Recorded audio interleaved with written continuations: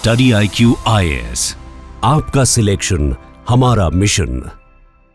नमस्कार, मैं हूं आशीष। मेरे पीछे इन चेहरों को देखकर डरिएगा मत। ये हमारी और आपकी रियलिटी थी एक जमाने में, जब ब्रिटिशर्स बंगाल, उड़ीसा और बिहार के दीवान हुआ करते थे। This was the stage of cannibalism in Indian economy. आदमी आदमी को खा रहा था। कंकाल के कंकाल इंडियन रेलवे से भर भर कर बाहर जा रहे थे। और ऐसा कोई आकस्मिक या कोई ज्योग्राफिकल और एग्रीकल्चरल फेमाइन के वजह से नहीं, बल्कि पॉलिसीज के वजह से हो रहा था। इसे हम कहते हैं economic destruction of British empire. British empire ने हमारे इकोनॉमी को कैसे बर्बाद किया, उसके प्रोसेस को समझेंगे।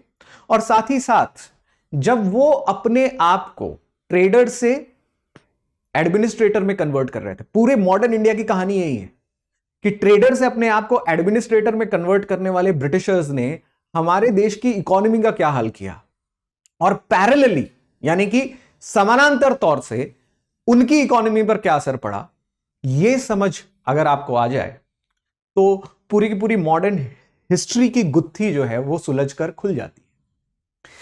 Now these photos were taken as a part of the McDonald Commission. McDonald Commission came up as an example of the relief due to famines. दो कमीशंस थे, एक स्ट्रैची कमीशन आ रहा था, एक मैकडोनल्ड कमीशन आ रहा था। दोनों ही ब्रिटिश सरकार ने बहुत लेट 1870s में इंस्टीट्यूट किए थे, क्योंकि उन्हें देखना था कि इंडिया में बार बार फेमाइन आता क्यों है। और इस कमीशंस के थ्रू सबसे पहले कुछ रिलीफ्स आवंटित हो रहे थे, कुछ रिलीफ्स दिए जा रहे थे। For example, for the very first time agricultural banks और रूरल बैंक्स की स्थापना इंडिया में अगर होती है तो मैकडोनल्ड और स्ट्रैची कमीशंस के थ्रू होती है।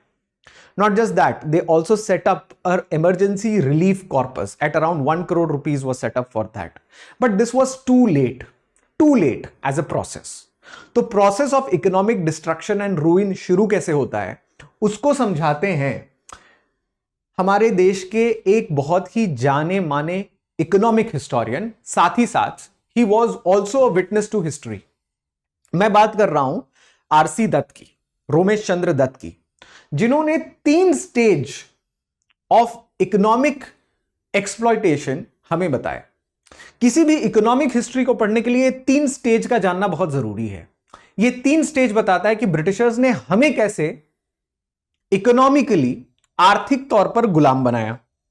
सबसे पहला stage is the phase of mercantilism, जिसको कहते हैं मर्केंटलिस्ट फेज। इस फेज में ब्रिटिशर्स एज अ मर्चेंट यहां पर आ रहे थे, यानी कि वो एक ट्रेडर थे, सिर्फ और सिर्फ ट्रेडर।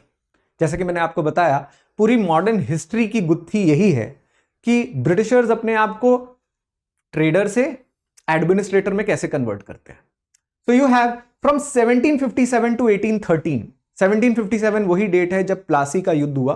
प्लासी के बाद 1764 में बक्सर, और उसके बाद वो दीवान बनते हैं बंगाल, बिहार, उड़ीसा के। तब से वो एक प्रकार का टैक्सेशन यंत्र यानी कि टैक्सेशन पॉलिसीज ला रहे थे, जिसमें permanent settlement, Ryotwari settlement, Mahalwari settlement इत्यादि एक्सेट्रा एक्सेट्रा आते हैं। उनके बारे में डीप अभी पढ़ाई ना करके हम उसे शॉर्ट में इंट्रोड्यूस कर रहे हैं। तो फॉर एग्जाम्पल 1757 से 1813 तक ब्रिटिशर्स हमसे एज अ मर्चेंट पूरे देश में काम करते रहे। और मर्चेंट्स के बतौर वो क्या क्या एक्सपोर्ट करते थे? कॉटन, रॉ कॉटन, जो कच्चा, मतलब जो बस कपास है, जो कपड़ा नहीं बना हुआ है, तो रॉ कॉटन।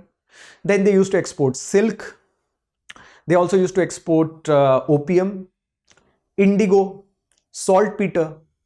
ये सारे प्रोडक्ट कैश क्रॉप्स के हिसाब से माने जाते हैं। ये खाने पीने के प्रोडक्ट्स नहीं है, ऐसे प्रोडक्ट जिनका यूज होता है मैन्युफैक्चरिंग में। इंडिगो कपड़ा बनाने के यूज में जा रहा था। ओपियम बहुत धड़ल्ले से बिहार और यूपी में उगाया जाता था, जबरन उगाया जाता था, और उसे चाइना भेजा जाता था as a contraband item. China में ओपियम बैन था, और चाइना में ओपियम सेल से जो पैसा मिलता था उससे वो चाय खरीदते थे। चाय की पत्तियां, और वो चाय की पत्तियां फिर इंडिया, अमेरिका और यूरोप के मार्केट्स में बिकती थी। हम और हमारा देश सुबह सुबह उठकर सबसे पहले एक कमोडिटी के पीछे आज भी जाता है, आज भी भागता है। अब वो हमारी थाली का, व्यंजन का हिस्सा बन चुका है, हमारे डाइटरी पैटर्न्स का हिस्सा बन चुका है। मैं चाय की बात कर रहा हूं, but at some point of time this was not a routine in Indian families. Chai was not at all a part of our dietary functions. But now we cannot imagine our mornings and evenings without chai. तो उन्होंने हमें कुछ आदतें दी जिसमें चाय एक बहुत ही important ingredient है। तो चाय हमारे यहां पे मार्केट बना, इसी तौर पर, इसी समय पर बन रहा था। बट 1813 में, 1813 में एक गैप आया। 1813 में कहा जाता है कि इंडिया को एक मार्केट बना दिया गया, मोनोपोली ईस्ट इंडिया कंपनी की खत्म कर दी गई। जी हां, आपने सही सुना है। ईस्ट इंडिया कंपनी जब से बनी थी, दैट इज फ्रॉम अराउंड 1600, तब से लेके 1813 तक, लगभग आप कह सकते हैं 200 साल तक, ईस्ट इंडिया कंपनी ही ब्रिटेन से यहां पर ट्रेड कर सकती थी। ये उनकी मोनोपोली राइट्स थी। बट 1813 में एक चार्टर एक्ट पास होता है ब्रिटेन से। वो चार्टर एक्ट कहता है कि ईस्ट इंडिया कंपनी की मोनोपोली अब खत्म की जा रही है, अब रद्द की जा रही है। और ऐसा क्यों हो रहा था? बिकॉज ब्रिटेन पर नेपोलियन का एक प्रकार का ट्रेड वॉर चल रहा था, जो आज आप देख रहे हैं, डोनाल्ड ट्रंप ट्रेड वॉर कर रहे हैं चाइना के साथ और पूरे दुनिया के साथ। Basically it's not a very good part of diplomacy. जब भी टैरिफ्स और ट्रेड वॉर्स आए हैं, तब अगर मैं कहूं, चीजें ठीक नहीं हुई। तो अगर इतिहास गवाह है तो नेपोलियन ने भी वो काम किया था और ब्रिटेन उस ट्रेड वॉर से उभर गया था। नेपोलियन ने फ्रांस के तरफ से और यूरोप के तरफ से ब्रिटेन की सारी सामानों पर टैक्सेस बढ़ा दिए थे। ब्रिटेन से जो सामान यूरोप में आ रहे थे और फ्रांस में आ रहे थे, उस पर भी टैक्सेस लगा दिए थे, तो महंगे हो गए थे। As a result Britain had nowhere to go. Britain के पास और कोई चारा नहीं था। उसकी एक ही कॉलोनी अभी भी फ्रांस के कब्जे से अलग थी और बहुत ही ल्यूक्रेटिव, मजबूत कॉलोनी थी। उस कॉलोनी का नाम इंडिया है। इंडिया से ट्रेड करने के लिए ब्रिटेन के दूसरे शॉपकीपर्स, दूसरे मर्चेंट्स, एक प्रकार से प्यासे को जैसे पानी की खोज होती है, वैसे ब्रिटेन के मर्चेंट्स को इंडिया की खोज थी। ऐसे में सिर्फ ईस्ट इंडिया कंपनी के पास इंडिया में ट्रेड करने की मोनोपोली रखना बहुत ही डेंजरस था। As a result they decided that now all the shopkeepers, all the merchants in Britain can trade with India. तो हम रातों रात 1813 से बन गए ब्रिटेन की मार्केट। हमारे यहां पर ब्रिटेन से जो भी सामान आता था उस पर ना के बराबर टैक्सेस लगते थे, ना के बराबर, almost 0 to 0%। And as a result we were flooded with British goods. हमारे यहां से कपास तो जाता था, कॉटन जाता था, लेकिन वहां से धोती, साड़ीज, कुर्ताज बनकर आते थे। आज मैं भारतीय कारीगर और भारतीय बुनाई से बना हुआ कपड़ा पहन रहा हूं। आज ब्रिटेन में कुर्ते नहीं बनते, या धोती नहीं बनती है, या बंडी नहीं बनते हैं, इंडिया में ही बन रहे हैं। वहां पर भी बनती है, लेकिन वहां से बनकर आएगी तो will have some tariffs out there to protect our Indian economy, right?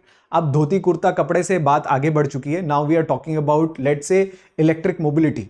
तो अगर मुझे लिथियम बैटरीज चाहिए और मुझे चाहिए कि मेरे देश का इलेक्ट्रिक कंपोनेंट या इलेक्ट्रिक कार्स मेरे देश में बने, तो मुझे बाहर से आने वाले इलेक्ट्रिक कंपोनेंट के ऊपर टैक्सेस लगाने पड़ेंगे ताकि देश में ही बन सके।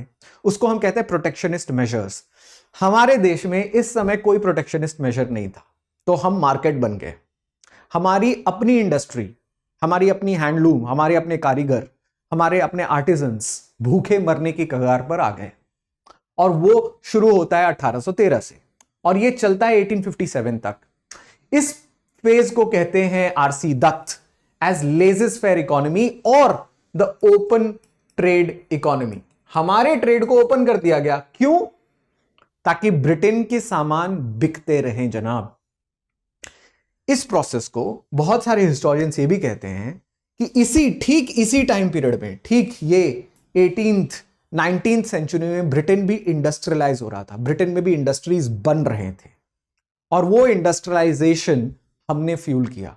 हमारे लोगों ने वहां की इंडस्ट्रीज में बने सामान को खरीदा, पहना, एक जमाने में आज अगर आप देखेंगे किसी के पास इंपोर्टेड घड़ी है या किसी के पास इंपोर्टेड गाड़ी है या इंपोर्टेड कपड़े हैं, ठीक है, आप कहते हैं गुची आरमानी के कपड़े अगर आप पहन रहे हैं तो you are a well to do person, status वाले पर्सन हैं आप। उस जमाने में हर किसी के पास बाहर से आए हुए विदेशी कपड़े हुआ करते थे। It was not that uncommon. आज अनकॉमन है, उस जमाने में अनकॉमन नहीं था। विदेशी घड़ी, विदेशी चश्मे, विदेशी जूता, विदेशी कपड़ा, सब कुछ विदेशी हुआ करता था। यहां तक कि हम अपने रोजमर्रा की चीजें, जो सबसे कॉमन चीजें हो सकती है, जैसे कि सॉल्ट भी हम बाहर से ला रहे थे, बिकॉज इंडियन सॉल्ट को बहुत ज्यादा टैक्सेशन दिया जाता था ताकि स्कॉटिश मर्चेंट्स को इंडियन सॉल्ट फैक्ट्रीज बनाने का मौका मिल सके। So this phase is known as the policy of laissez faire. इस फेज ने हमें गरीब बनाया, हमारे आर्टिजन्स, हमारे इंडस्ट्रीज को खत्म कर दिया, मान लीजिए।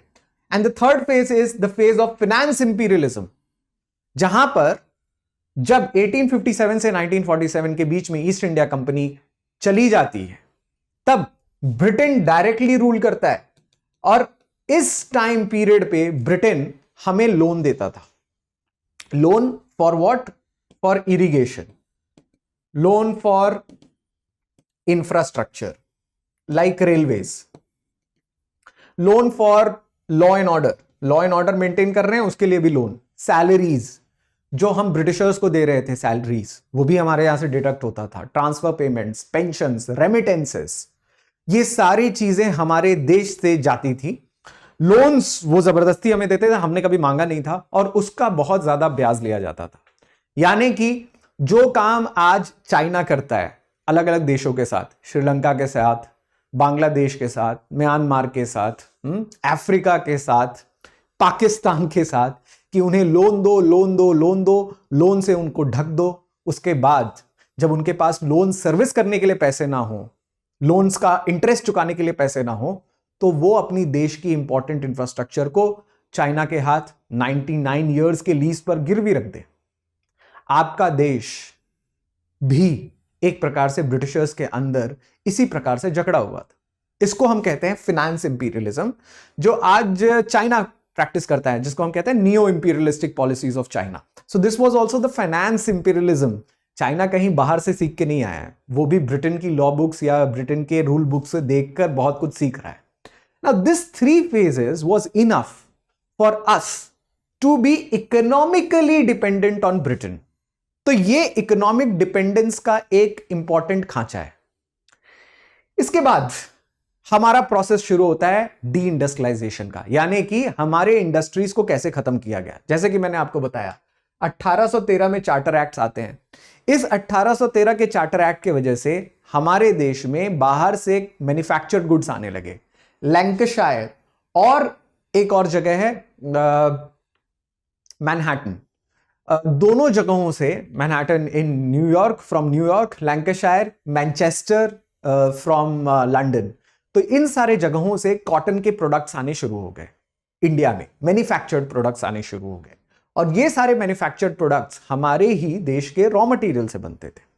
प्रोफेसर इरफान हबीब ये बताते हैं कि इसी टाइम पीरियड पर, ठीक इसी टाइम पीरियड पर इंडस्ट्रियल रेवोल्यूशन ब्रिटेन में चल रहा था। यानी कि जब हमारे यहां पर, हमारे देश में 1813 का चार्टर एक्ट लागू किया गया और सारे टैरिफ्स को खत्म कर दिया गया, all the tariffs were removed, at that point of time Britain industrial revolution से गुजर रहा था।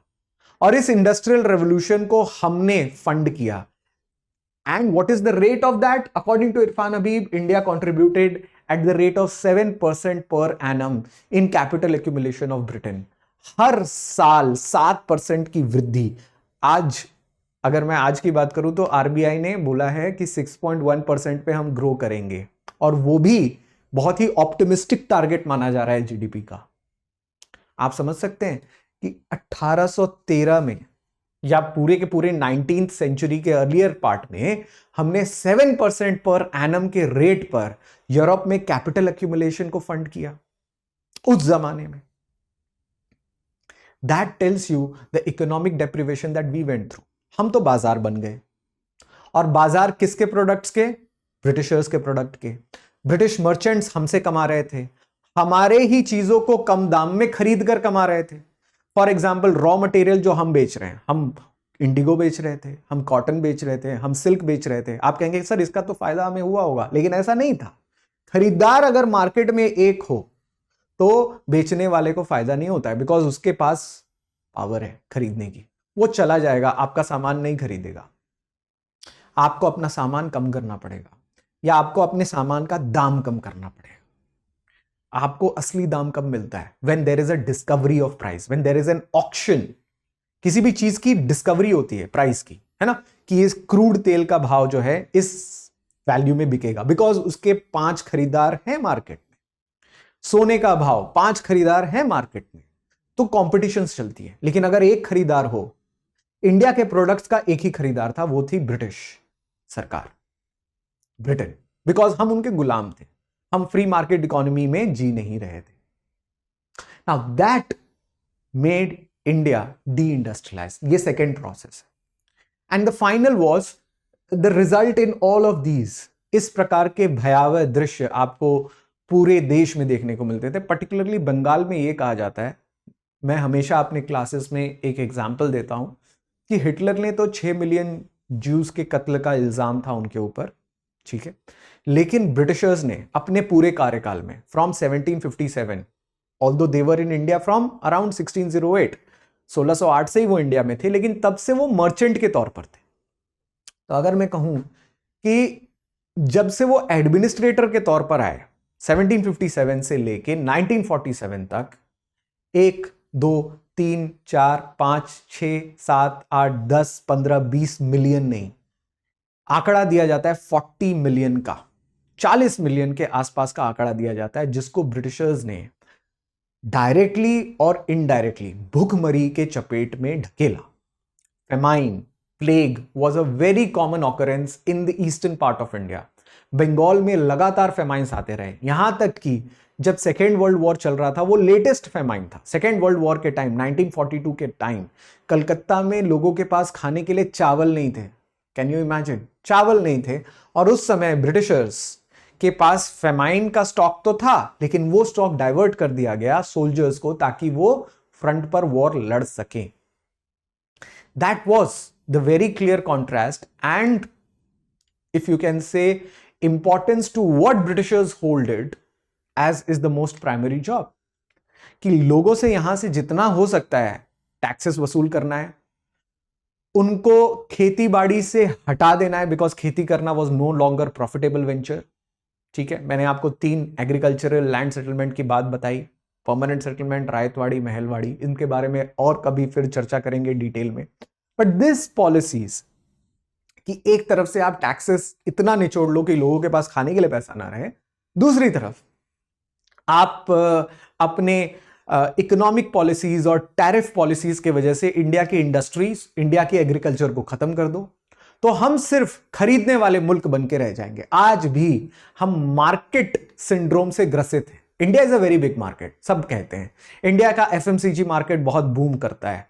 इंडिया में बाहर रिसेशन आ जाए, अंदर कभी जल्दी रिसेशन आता नहीं है, और आता भी है तो बहुत लेट आता है। जब तक बाहर रिकवरी होती है तो हम जो है उभर जाते हैं। दिस इज बिकॉज हम खरीदार हैं। नेपोलियन ने एक जमाने में ब्रिटेन के लिए कहा था that this is a nation of shopkeepers and manufacturers. I just need to close their shops and factories, कि ये फैक्ट्रीज और ये शॉप्स मैं बस बंद कर दूं तो ब्रिटेन खत्म, बंद। हम उस एंटरप्रेन्योरशिप के तरफ कभी नहीं जा पाए, ना शायद गए। That tells you the parallelism that is happening in the world. History is cyclic. तो एक जमाने में जो नेपोलियन ने ट्रेड वॉर किया था, वो आज डोनाल्ड ट्रंप कर रहे हैं। नेपोलियन भी फेल हुए थे, डोनाल्ड ट्रंप भी होंगे, आज नहीं तो कल। पूरा वर्ल्ड जो है वो ओपन ट्रेड की तरफ ज्यादा अग्रसर रहता है। WTO की जरूरत आज सबसे ज्यादा है।